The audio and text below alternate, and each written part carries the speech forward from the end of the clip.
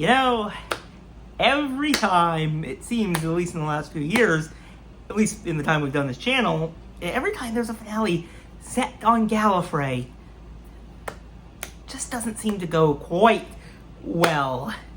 And no, this is not quite like me and Steven's Hellbent review from a few years ago. You don't have to play the clip. We all remember that. Our anger and screaming Moffat and all that stuff. We're not gonna say that in this. We're not gonna shout Chibnall's name as loud as we can. We're calm. I'm calm. Let's review this. Now, of course, after last week's cliffhanger, of course, the Doctor is now on Gallifrey with, of course, the Master and her friends are, of course, battling the Cybermen near the boundary point. Now, of course, the biggest reveal in this episode, of course, is the Timeless Child, and this is where it gets, for me. Okay, this is the weak point. This is the thing I just don't like. So let's start with the thing I really don't like, and I just don't like the Timeless Child. The Timeless Child is, of course, the Doctor. Yes, the Doctor is the Timeless Child. And, of course, in this episode, it's revealed that the Timeless Child is not, at least what I saw, Gallifreyan. It is from another world, and she was discovered by a native Gallifreyan who is out in the universe exploring. She happened to find this little girl, and she brought her back to Gallifrey after a little adventures, it sounds like. And then she fell off a cliff, which we'll get back to that cliff in a few minutes, because it's very interesting once you realize it.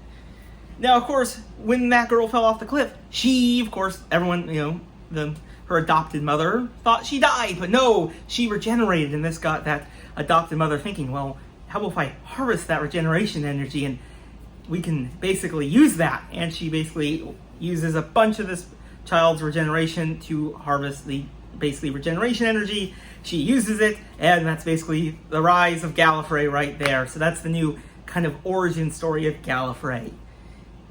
But also makes the Doctor, makes the Doctor have multiple lives, not just the ones that we know now. We've added Hurt in the 2013. We've now added Martin now in this year, which I don't know what to think of Martin still. It's like I'm not quite sure. Where does she fit in all this?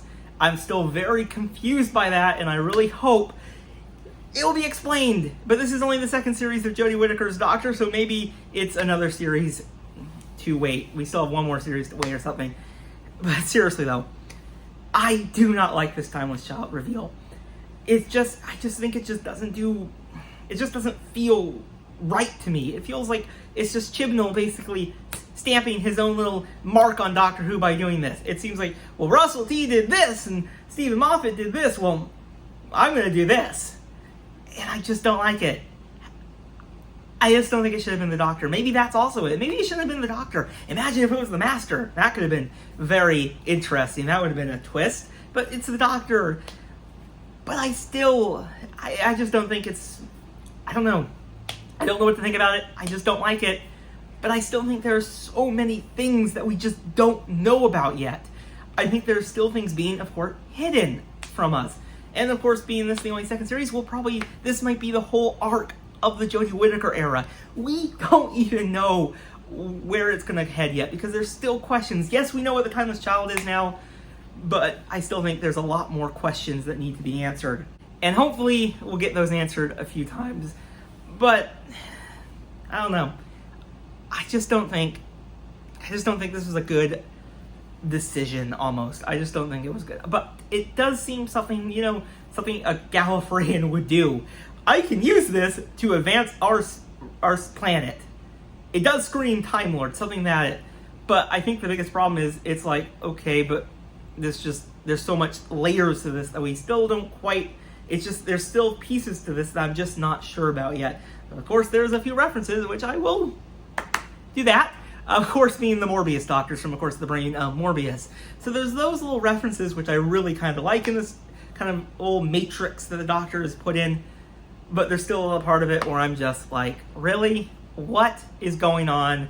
I just need more. I just need more to really fully grasp on this idea. And, this is only one day after it aired, and I'm just like, still just like, what is this? Why did you do this? I just don't know.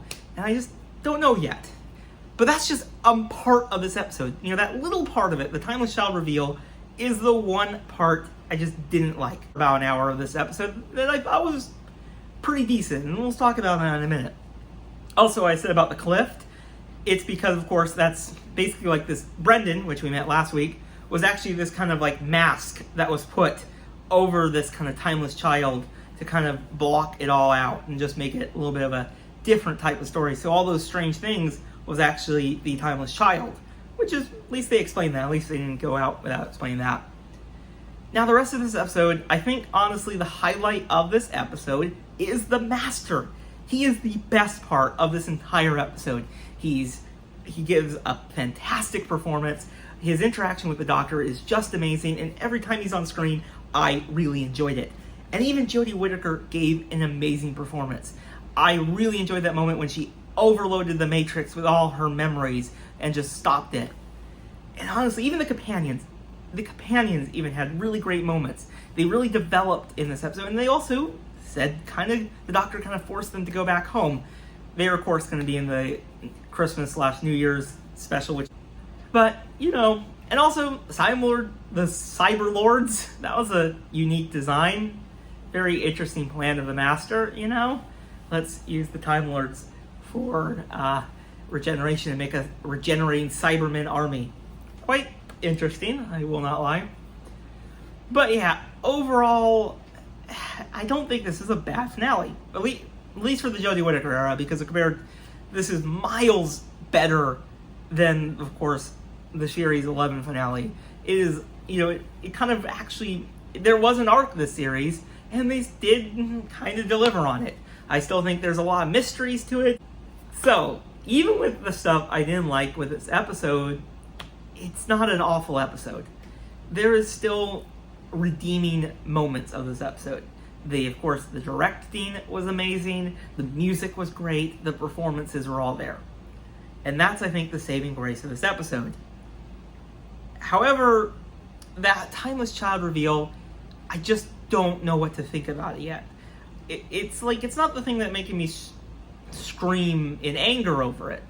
It's just I don't know what to think about it. Even last night I was just like, I don't know what to think about this. And I would give the story probably a 7 out of 10. It had some good moments, and of course that one moment that I just didn't really like. But I think the really saving grace of this entire episode is the Master. He saved this episode. So that's just my thoughts on the Series 12 finale. Tell me your guys' thoughts in the comments below. And of course, I'll see you guys in the next video. Bye, everyone.